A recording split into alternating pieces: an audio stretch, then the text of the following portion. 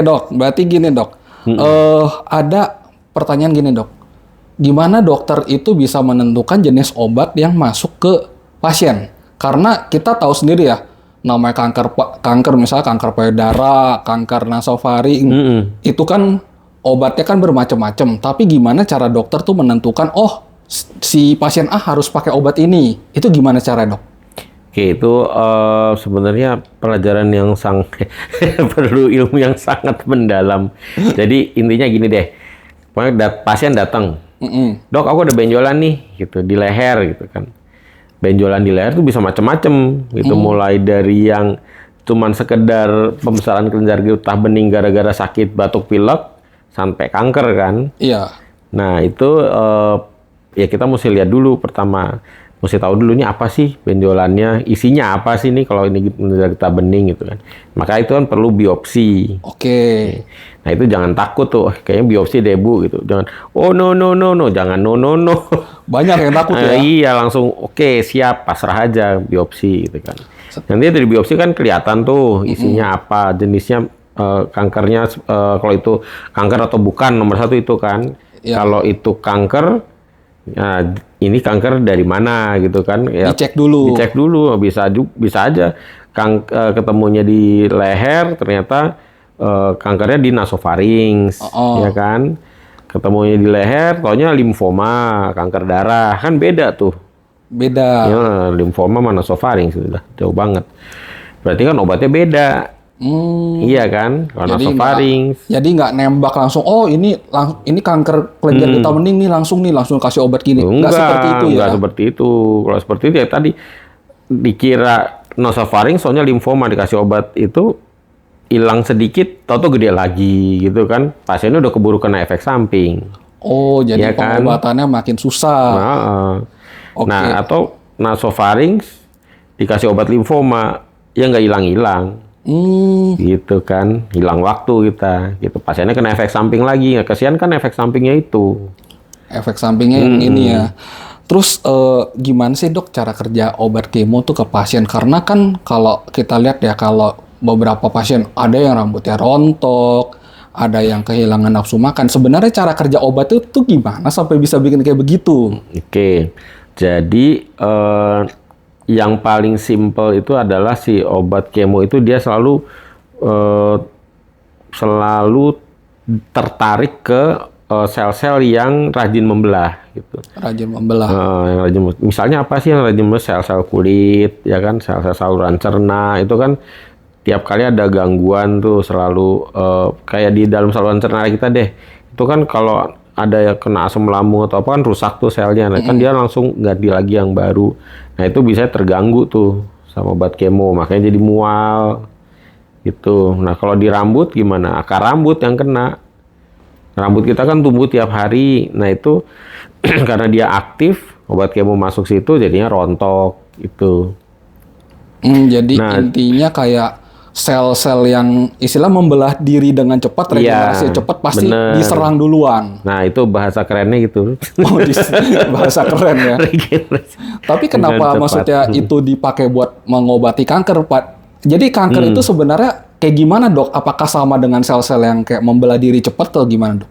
Iya, kanker tuh membelah dirinya cepat. Makanya kemarin baru ketemu kecil, tahu-tahu 3 bulan kemudian udah segede jempol. Waduh. Dari segede jempol tahu-tahu udah mulai menyebar ke kelenjar getah bening gitu. Karena saking cepatnya mereka membelah gitu. Nah, ini sifat yang dipakai oleh para ilmuwan untuk membuat obat kanker gitu. Jadi mereka selalu menargetkan ke situ. Jadi mereka menargetkan sel-sel yang cepat membelah tadi. Oh, karena sel-sel, jadi kayak obat kanker itu kan kayak kita misalnya masuk kayak tadi saya bilang cisplatin. Ya. Cisplatin itu berarti tidak mengenal sel sehat dan sel kanker gitu. Enggak. Pokoknya yang ya dia membelah itu cisplatinnya bekerja di situ. Jadi banyak sel-sel yang diserang itu termasuk sel sehat ya? Iya, betul. Nah, berarti kalau sel sehat yang diserang apakah berbahaya kah, dok? Nah, makanya tadi kita perlu jumlah yang tepat gitu sehingga collateral damage-nya itu tidak terlalu banyak gitu. Maksudnya collateral damage itu apa namanya sel-sel yang sehat yang terkena efeknya juga tidak banyak gitu. Memang sudah diperhitungkan sehingga efek sampingnya itu tadi ya itu tidak berat. Gitu. Tapi apakah begini dok? Berarti kan kemo itu merusak sel jahatnya dan sel baiknya. Apakah bisa beregenerasi lagi sel baiknya? Bisa. Jadi gini, kalau sel baik itu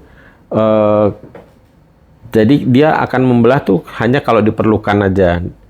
Nah, selama dia tidak diperlukan, dia tidak membelah atau dia tidur, cushion gitu apa namanya ya. Nah, kita anggap aja tidur lah ya. Jadi kalau dia lagi tenang itu sel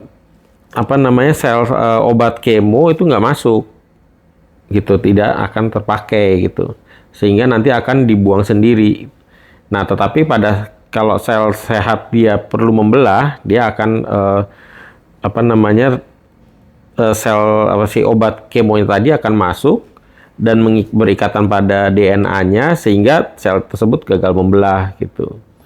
Nah, itu yang jadi karena sel sehat itu dia lebih lambat pembelahannya daripada sel kanker, itu mereka nggak kena tuh efeknya gitu. Selama tidak membelah tadi. Tetapi kalau sel kanker karena dibiarkan membelah terus, ya otomatis mati karena dia terhambat pembelahannya. Gitu. Oh, jadi itu cara kerja obat kemo ya. Jadi misalnya kayak sel sehat ternyata bisa tahu nih ini obat kemo, jadi mereka tidak membelah dulu. Bukan, memang belum waktunya gitu waktunya. Kan dia kan belahnya lambat kan, kalau perlu aja baru dia belah gitu kan. Oh, salah ya dok ya. Jadi kalau sel sehat itu tidak ada waktu-waktunya dia membelah gitu. Tapi makanya tadi selama dia nggak membelah ya dia akan nggak kena efeknya gitu. Jadi mungkin ada beberapa yang kayak pasien, ada yang rambutnya nggak rontok gitu karena dia tidak membelah dulu. Bisa rambutnya nggak rontok, bukan. Kalau rambutnya nggak rontok itu mungkin karena obatnya sendiri. Ada obat-obat kanker yang nggak bikin rambut rontok gitu loh. Soalnya kan ya kalau namanya pasien kanker itu udah pasti rambut rontok katanya. Ya emang sebagian besar sih. Lebih ada yang tipis, ada yang rontok abis gitu. Kayak obat platinum gitu kan, atau pakai golongan doxorubicin itu pasti rontok gitu sih. Oke.